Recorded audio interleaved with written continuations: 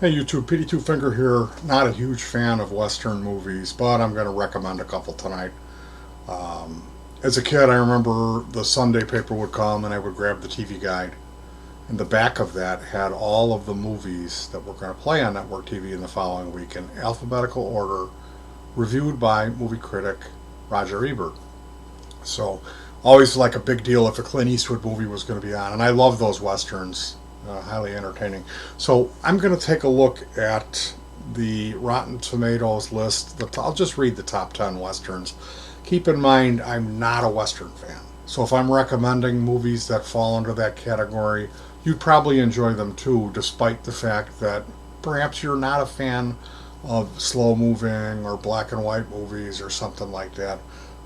Both of these movies I feel anybody would really enjoy simply for the fact they're really good movies. Taking a look at that top 10, The Treasure of the Treasure of the Sierra Madre 1948 is number 1, and that's the movie that I watched this evening. And I really enjoyed that, so we'll talk about that in a minute. High Noon 1952. I don't think I've ever seen High Noon. That's John Wayne thing, right? Not a big John Wayne fan. But that's just my ignorance. Being young, seeing this guy who's got all this swag, I just didn't like him. Probably a lot of those movies are really good, and I should check them out, though. That's my point. Now, The Good, the Bad, and the Ugly, that's a movie I've seen many, many times. 1966. I need to get back and watch that again. I simply because I haven't seen it in many years, and see how quickly my wife falls asleep when I put that one on. Rio Bravo, 1959. That's one of the ones I'm going to be recommending tonight. I really enjoyed that. True Grit, the 2010 version of True Grit, which I've never seen, so I definitely got to check that out. Once Upon a Time in the West, 1968. I have no idea what that is. The Searchers, 1956. I'm going to be checking that out. Unforgiven, 1992. I've seen that Clint Eastwood movie. Another Clint Eastwood, Fistful of Dollars, 1964. Is it? Let's see.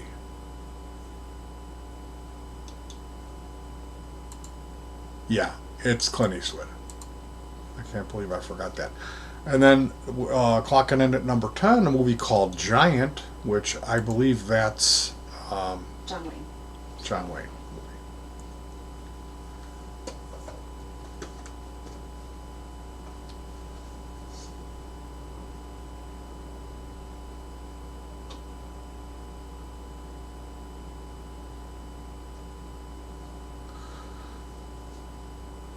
I'm looking at this Giant.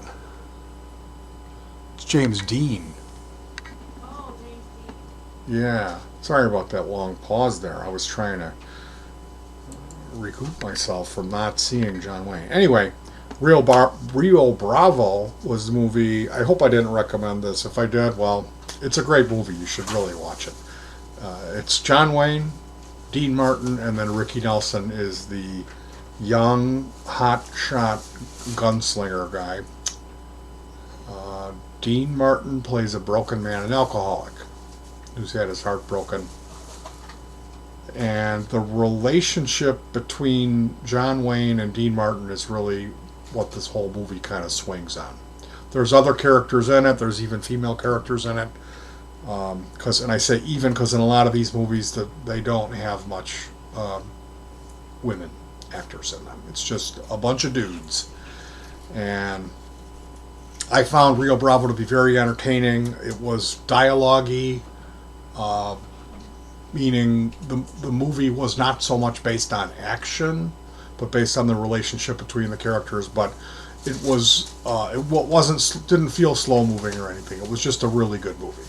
I really liked Rio Bravo. I put that on my list of like classic movies that I liked because some of that stuff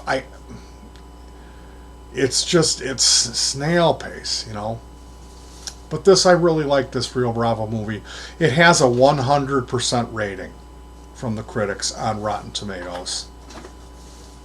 Um, they some people say it's the top of the list. Um, in some people's thing, they say this is the best Western movie ever made. Taking a look at what I watched tonight, well, I probably should say I heard Quentin Tarantino talking about the relationship between John Wayne and Dean Martin inspired him to do the characters of his latest movie, Once Upon a Time in Hollywood, where he had this stunt man and the actor. So the actor has a stuntman that is his double, and they're tight. They're good friends. And he said you just don't see that type of relationships in movies anymore. And that made me want to check it out because he said that how much he loved that movie, and I really did enjoy it. So Rio Bravo, excuse me. That's the John Wayne, Dean Martin, and Ricky Nelson movie. Tonight, I watched The Treasure of the Sierra Madre. It's 2 hours and 6 minutes long. Humphrey Bogart's in this movie. John Huston. It's a 2 hour and 6 minute Warner Brothers production. Came out in 1948 with Tim Holt, Bruce Bennett, Barton McFarlane, Walter Houston plays the grizzled prospector, and then we have Alfonso Bedoya in the badges. We don't need no stinking badges. That's this movie. You may have heard that line. It's a pop culture reference. The movie is very much so a man's movie. There is female presence in the movie hinted at the beginning. There's a girl, and then later on in the movie there's a village, and you might see there's a healer woman and some other maidservants. But really, there might be one line in the movie that's spoken by a woman. One line, maybe. But for the most part, it's a trio of guys. It's Humphrey Bogart, Curtains, and then the old man. And it's a story that starts off as like kind of a first setting, a middle setting, and an ending setting.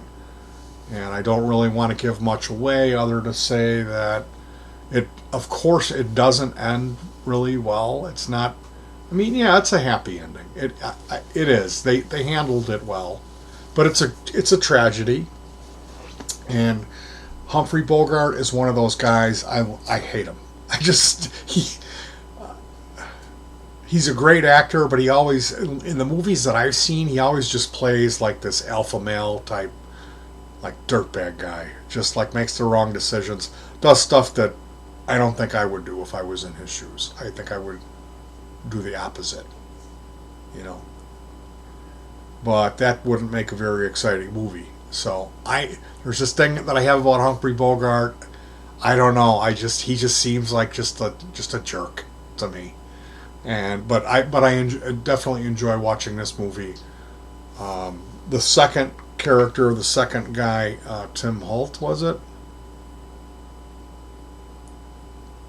Was fantastic, and Walter Houston is just really, really good in it.